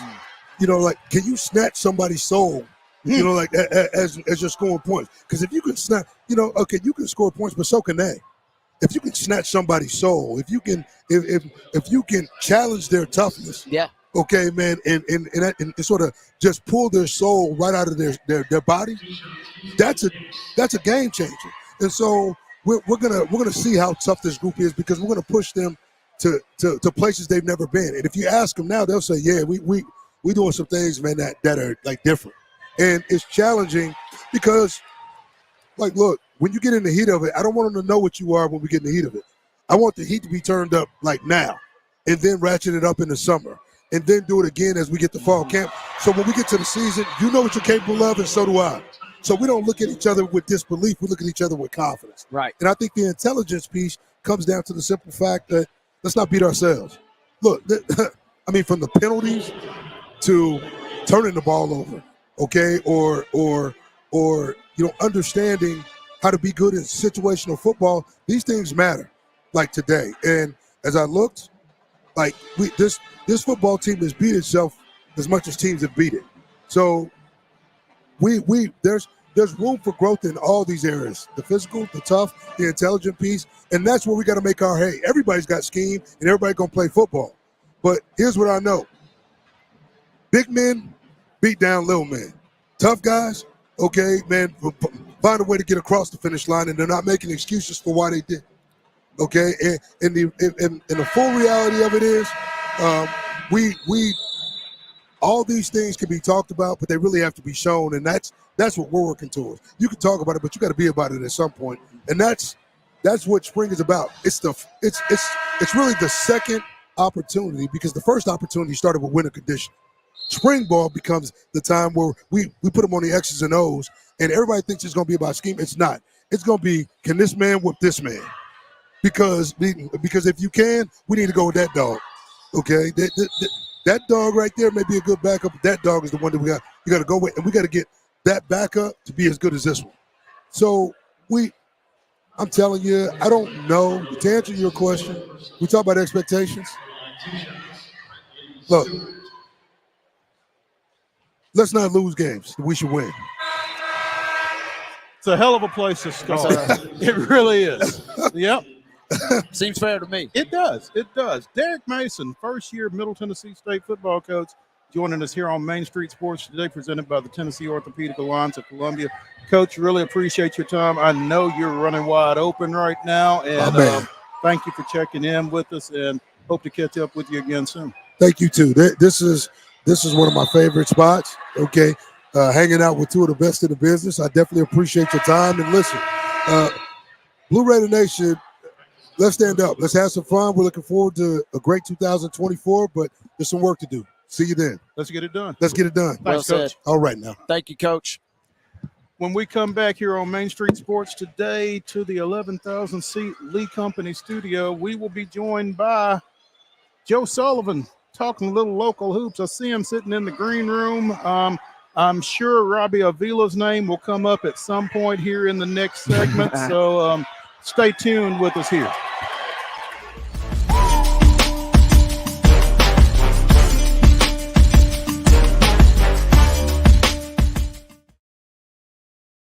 Whether you're an athlete or a weekend warrior, when it comes to your performance, don't settle for anything less than excellence. We're proud to announce that Mid-Tennessee Bone and Joint Clinic is now Tennessee Orthopedic Alliance of Columbia, where we are redefining sports medicine and orthopedics. Tennessee Orthopedic Alliance's team of expert sports medicine physicians understands the unique demands of your body. TOA Columbia specializes in personalized orthopedic care, offering state-of-the-art treatments for everything from sports injuries to joint replacements. Learn more at toacolumbia.com.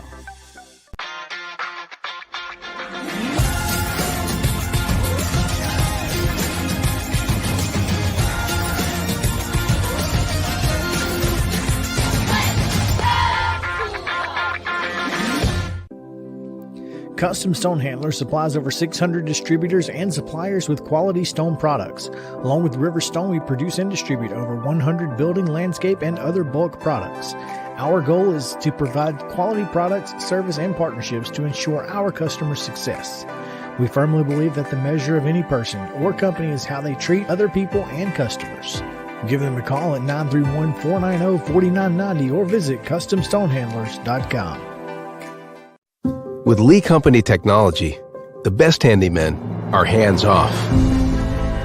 Lee Company techs have been using visual findings and other smart technology tools for years to add transparency and virtually take customers along. You see what we see, whether we're in a crawl space or on a roof. With Lee Company, technology helps us help you, no matter what's happening in the world or at your house.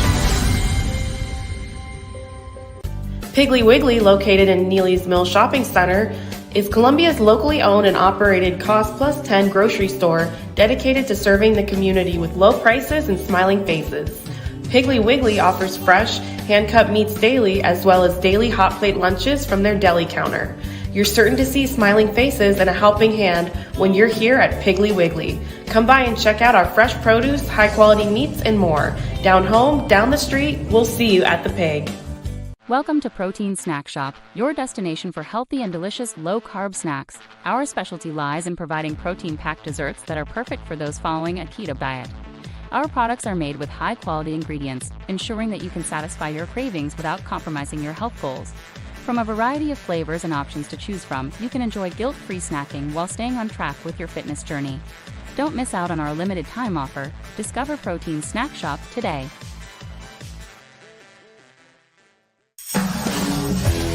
We thrive under the lights. A city of performers. Putting on one heck of a show. Headlining night after night. Welcome to Smashville.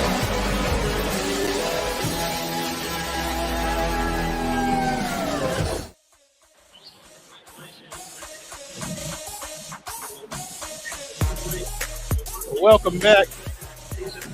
You got me? Yeah, we're on. There we go. You just can't hear it because. Yeah. Oh, we just got done. Independence with an 88-74 win over Laverne here in the final 4A quarterfinal here at Murphy Center. Main Street Sports Today, Wild and Wacky Wednesday continues with Maurice Patton, Chris Yao, and Wade Neely. In our final segment, Chris will be giving you the weirdest, wildest, and wackiest news from across the globe and Florida. Yeah, that's right. But for now, we're going to talk a little local hoops, a little mid-major hoops with our local mid-major expert, former Boston Globe sports editor Joe Sullivan, proprietor of NashvilleHoops.blog. And unfortunately, Joe, the activity for Nashville hoops at the mid-major level has pretty well ground to a halt, I guess. Is that right? It has. We had losses last week from Belmont, Lipscomb, and Tennessee State, and they're all gone. But Mo, can I deviate for just a second? Absolutely. So I really thought Coach Mason was going to name you one of the head coaches for the spring game. How did he miss that? No, that was a great opportunity. You're right, Joe. That's not going to happen, and I'm okay with it. I would just as soon be the stand and watching as anything else. But sometimes they do have those honorary media captains. There are probably some other folks that would probably rank ahead of me on that list, but that's okay. But I like that dude, and I don't care what Chris Childers says. I think he's going to be great here at MTSU, and if I'm wrong, I'll admit it, but I'll be disappointed. So, but yeah, I Joe, like it.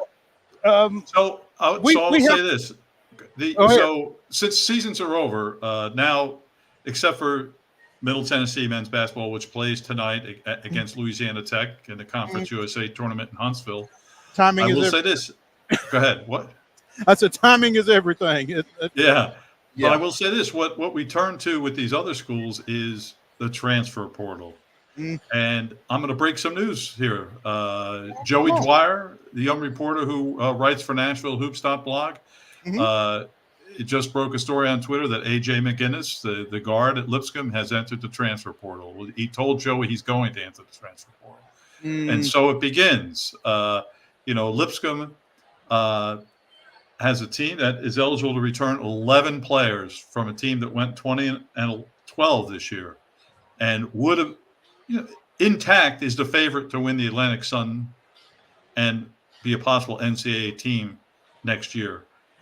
And now this happens. Well, and hopefully if A.J. McGinnis does transfer, he will transfer out of the Atlantic Sun and not come back and victimize Lipscomb as another Oh, my God. Yeah. Yes. Yeah. KJ Johnson shot for Alabama A&M North Alabama that eliminated Lipscomb from the A-Sun tournament. And, he's a nice kid. And I love how after the game he admitted that he just threw the ball up and hoped it went in.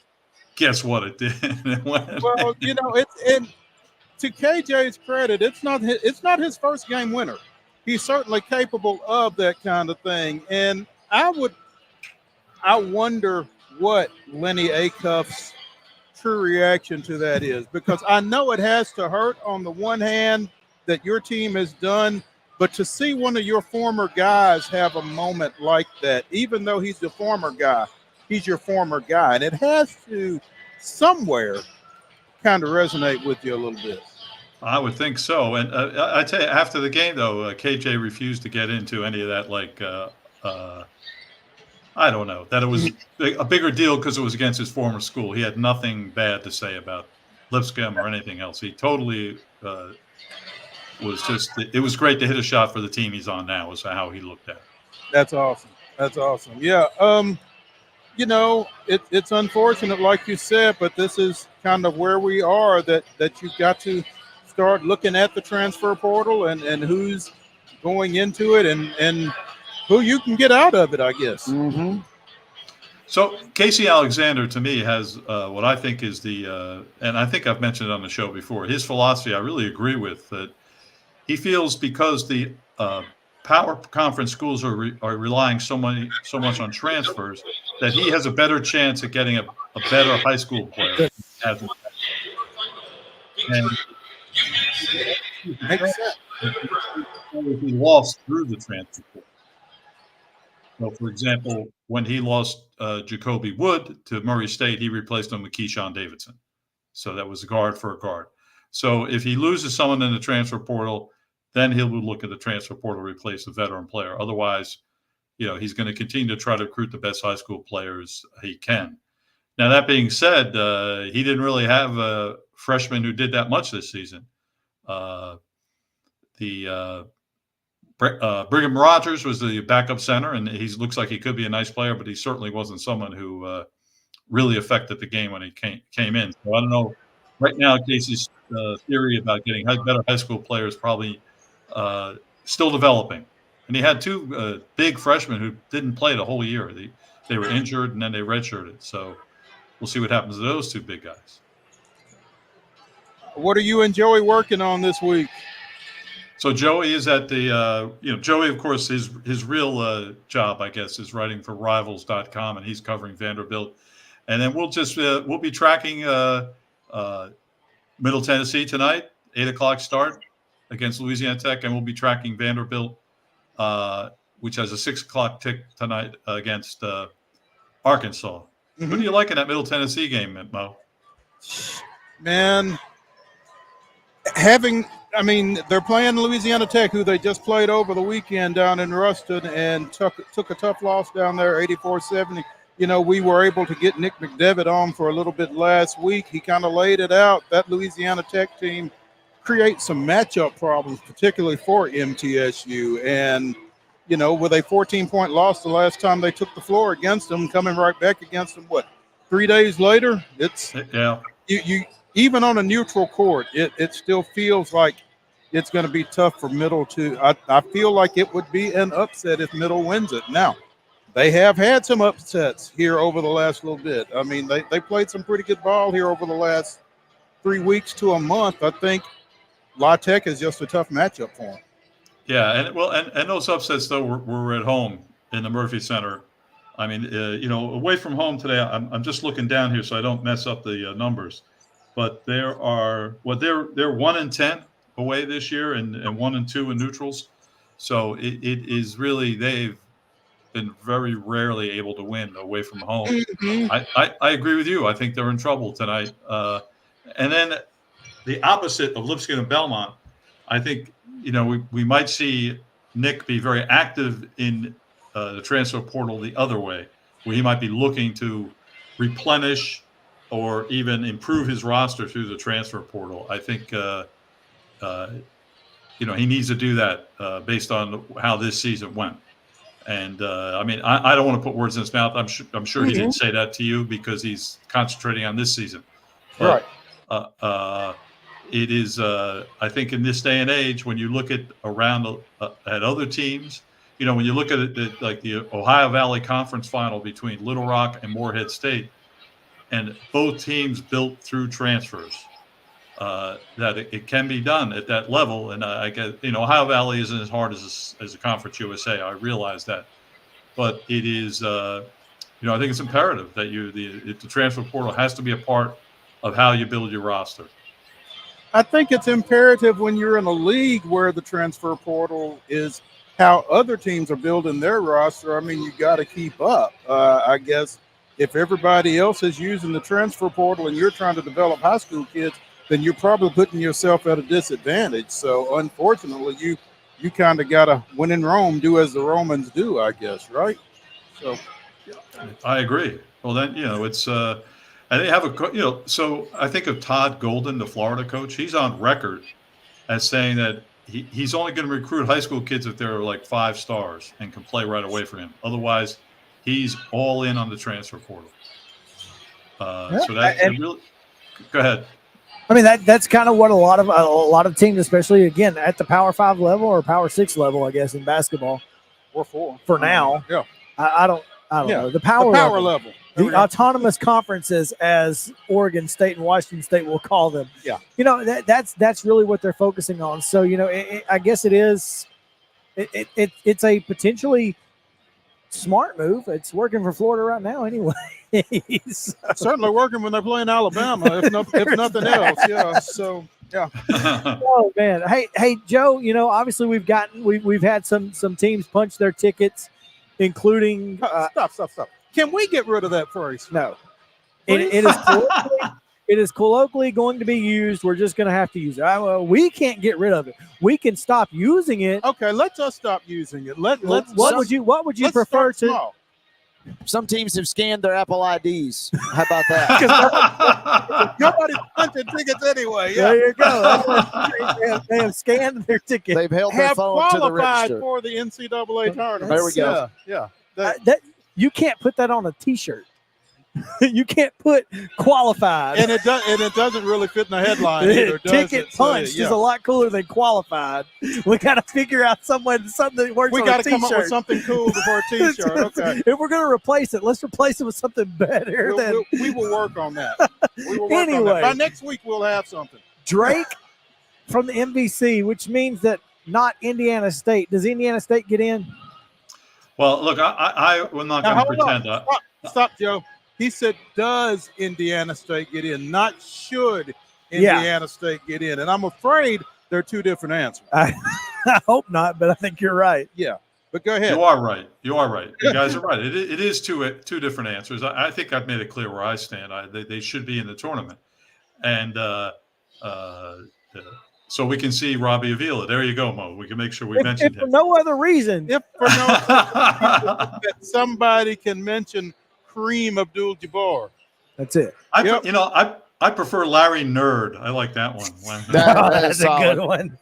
Yeah, that is a good one. Oh, man. Well, the good thing for Indiana State is that there weren't bid stealers in some other conferences yet. I mean, St. Mary's did win, so Gonzaga's probably in, but they're on the bubble. Yeah, a lot of people were happy to see Samford win the SoCon. Right. Yes. So, I mean, no bid stealers out of these weird leagues. So, out of the teams, the league that finished. So, but the one bid leads aren't going to steal a bid anyway. It's what's gonna happen if like Iowa wins the Big Ten tournament. That's the type of thing that's going to bump Indiana State out of this tournament, and that's not far fetched. I mean, that could happen, or it would be Texas A&M winning the SEC, a team on the bubble. So those are things that are possibly troubling for Indiana State. And look, I don't pretend to be a bracketologist. I know something about it, but I follow Joe Lunardi for several reasons. One, I think he's you could argue whether he's the original bracketologist, but he's certainly the one who popularized it. And to me, he's the best at what he does because he's been doing it so well for so long. And I have to admit that he's a friend of mine. So I do like him the best. Full disclosure. What's that? I said full disclosure. Yeah, and but he has Indiana State as the last team into the tournament this morning. Okay.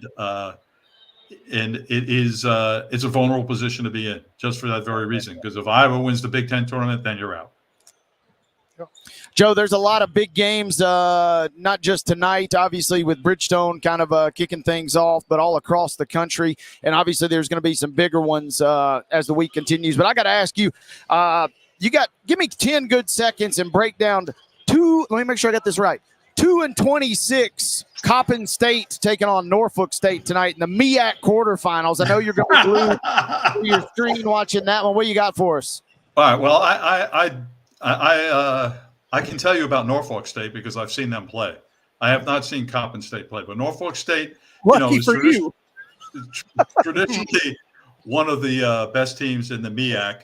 And I'm forgetting a first name. They have a guard named Thomas. Thomas is his last name.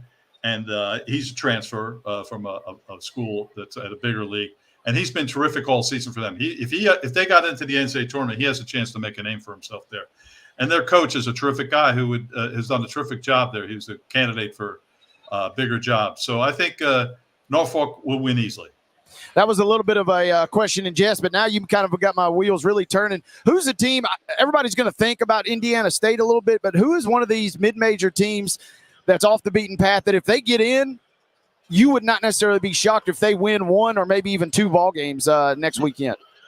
Yeah, so Sanford is one that we would think of. I mean, we've heard of Sanford, and we saw what they did to Belmont. I mean, they scored nearly 100 points on Belmont, and they have a veteran team. They go deep. He pays like 10, 11, 12 guys. They press the whole game, so their style can be very disruptive to teams. I think Sanford is a very interesting team going into this and let's pray that the committee does us all a favor and finds a way to get them against Bama. Now that would be fun. Bucky Ball and Nate Oates, let's go. Please, thank you, committee. That would be fantastic. No, so the other one to think about is Grand Canyon. Yeah. Who I have not seen this year. I mean, I saw last year, and the key thing about Grand Canyon is who they're coached by. Bryce Drew, who got fired at Vanderbilt, and now he's going to go to his third NCAA tournament as coach of Grand Canyon. If they have to win their tournament this week. They won the regular season fairly easily, but the other threat to them in that league in the WAC is Tarleton State, from Texas, and the coach there is Billy Clyde Gillespie. Do you remember him? He was the guy that got fired in Kentucky. SEC. Yeah. Former Ranger College coach Billy Clyde Gillespie. Fun story. Yeah. Columbia State won the 2020 TJCCAA tournament championship and was headed to Hutch and was going to play Ranger and Billy Gillespie when everything got shut down. So that's unfortunate. You were going to have a great story on that too. It would have been. Without a doubt, it would have been a great story. Yeah. Anyway. But yeah, Tarleton State and Billy Gillespie and Grand Canyon and Bryce Drew. And I don't know that people in these parts want to hear Bryce Drew and NCAA tournament appearances.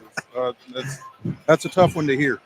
Isn't it? It really is. Look, I believe they fired him too soon. I think it was unfair. It's his best player, now an NBA All-Star, Garland, got hurt, and boy, it's just. And there are those that would tell you that they fired one too soon and another one too late. But anyway, that's very clever. That's very clever. Yeah. We'll see. Joe Sullivan, you can follow him on NashvilleHoops.blog. See what he's talking about as the offseason has cranked up for most of our local Division I teams and may very well have cranked up for all of them by this time tomorrow. So, Joe, we appreciate you, man, as always, and look forward to continuing to check in with you probably through the NCAA tournaments here and just getting your thoughts on things. Yeah, well, we certainly there's a lot to talk about beyond the 5 schools we write about on our website, and glad to do it. Great fun. Thanks for having me. Hey, thank you, Joe. We'll talk to you. Austin Peay nearly stole one. And the crazy part about that, too, is Austin Peay nearly got the home game. Who was it? They played Jacksonville? No, Stetson. Stetson won by 1 point. Yeah. And if they had not won that game, Austin Peay as the 6 seed would have hosted. Yeah, it would have been 6 versus 10. So Austin Peay nearly got to host the ASUN championship. And then obviously still made a great run of it. And you're right, would have been a massive bid thief. That was crazy. Big time. Huge bid thief. Speaking of wild and wacky occurrences, When we come back for our final segment, it's Wild and Wacky Wednesday, the weirdest, wildest, and wackiest stories from across the globe and Florida. Stay with us here on Main Street Sports Today.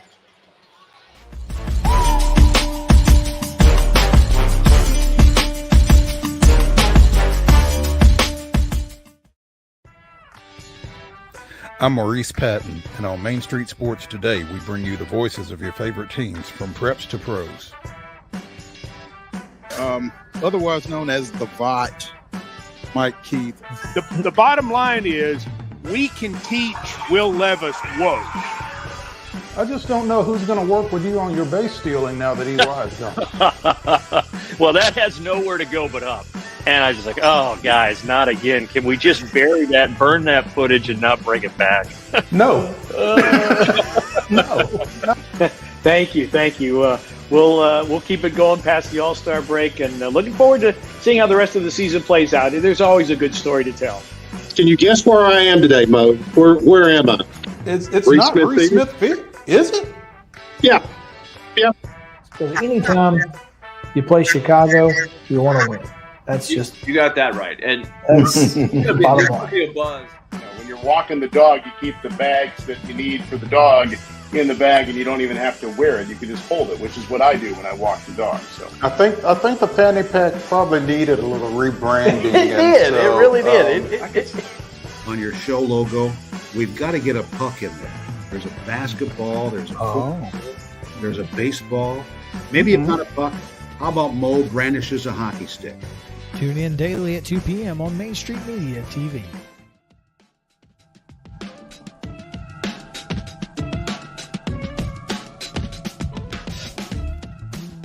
Wild and Wacky Wednesday here on Main Street Sports Today, presented by the Tennessee Orthopedic Alliance of Columbia. Coming to you for our final segment of the day from the 11,000-seat Lee Company studio here at Murphy Center on the campus of Middle Tennessee State University. We've got Union City and Chattanooga Prep on the floor getting ready for the first Class 1A quarterfinal matchup. It will be followed by Santa Fe and North Green. And coverage of that coming later tonight on MainStreetMurray.com. With no further ado, Chris Yao, the floor is yours. All right, well, let's go to Lincoln, Nebraska. It's not what I expected. Okay, But okay. We begin in the heartland. They do some weird things in Nebraska. Well, I mean, you're kind of limited on what you can do in Lincoln, Nebraska. So, okay. Exactly. All right. A Nebraska woman found a way to get a little free gas. Go on. That's right. Okay, you got my attention. Yeah. How did she do this? Yeah. I'm just curious. Yeah. Just for entertainment purposes only. There you go. Oh, well, here's how you do it. You just double swipe your rewards card. Free gas. That's what happened. That's what she did. She exploited the system over a period of several months.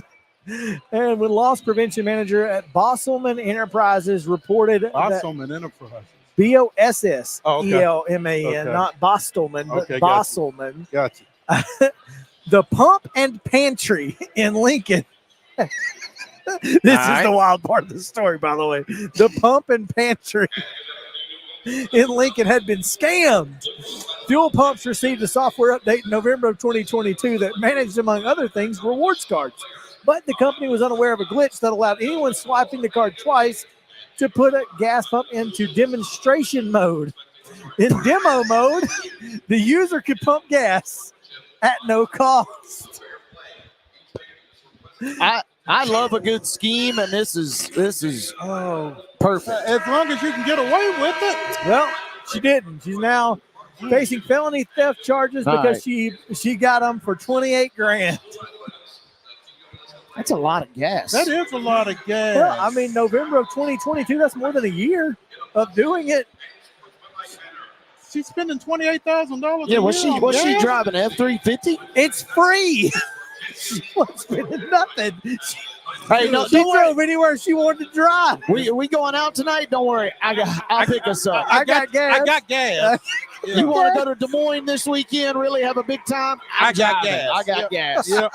Or you can drive, and I got gas. Yeah, we taking my truck no matter what. Yeah. Wow. Holy smokes. Okay. Oh, Felony theft. 28 grand, baby. Watch them at you fast. It does, in fact. It does, in fact. All right, let's go to Florida. There we go.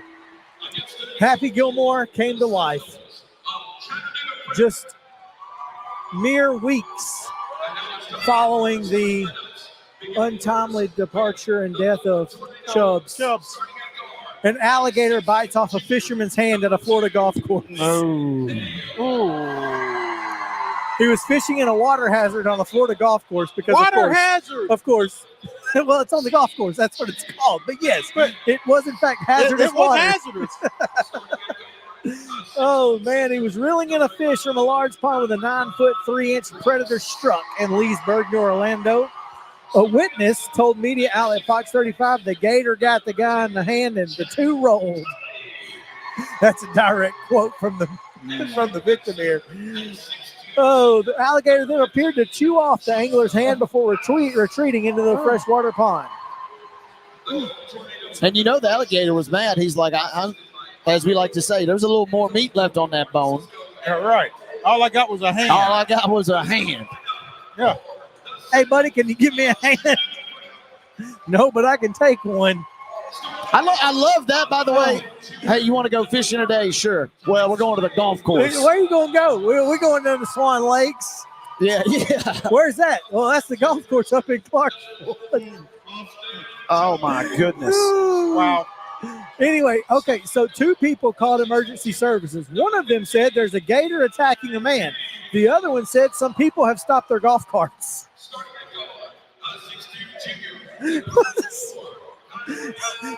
Which one's the emergency?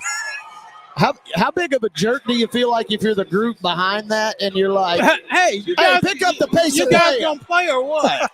Well, he got his hand bit off. Oh, okay. Well, I feel bad now. Yeah, go obviously. ahead, play through. Yeah. We're dealing with the guy who just lost his hand to a gator. Go ahead. All I can think of is, Chubbs with the. Wow. The timing is It is everything. about everything. That's awful. So, they did take the alligator out of the pond. Well, that was awfully kind of them. The Fish and Wildlife Commission said the gator was later trapped and removed from the pond. Brandon Fisher, an expert from Gatorland, Orlando, told News 6 that alligators in Florida start to become more active during mating season as the weather gets warmer. Same. Spring fever has hit Gatorland. A lesser man would say or ask, is that the most aggressive that gators will be all year in the state of Florida? Ooh. Or how about this? Is that the most offensive gators will be all year in the state of Florida? Not unless they play Alabama. If they play Alabama, they're in good shape. Oh, man. But, yeah, there you go. Those are our wild and wacky stories for the day. Oh. I'm speechless. Florida never disappoints. How about Nebraska today? Nebraska was solid. Through. Like I said, I'm just picturing loading up the truck. We going out to, suburbia, Nebraska. But don't worry, I'm driving. Guys, I want to throw this out there because I told you I was going to save it. But there is an alleged tiger that has escaped from a zoo in Willow Lake near Albany, Georgia. That is a mean-looking tiger. But if that's the one you just pulled up. I don't know if this is true, but there are pictures floating around the internet. Near Albany, Georgia. Yeah, that's never good. I know where I'm not going this weekend. No, I'm here and clear of Albany. Just come back to Murfreesboro with us I at 2 think o'clock I tomorrow. will be here for the next few days, certainly until that tiger gets caught. There you go. Yeah. So stay with us here on Main Street Sports today as we continue to come to you from Murphy Center here in Murfreesboro with high school basketball action. Is everybody here tomorrow? I think so. All right. Lock and load. We'll be 3 wide again tomorrow. Stay with us. Main Street Sports Today, presented by the Tennessee Orthopedic Alliance.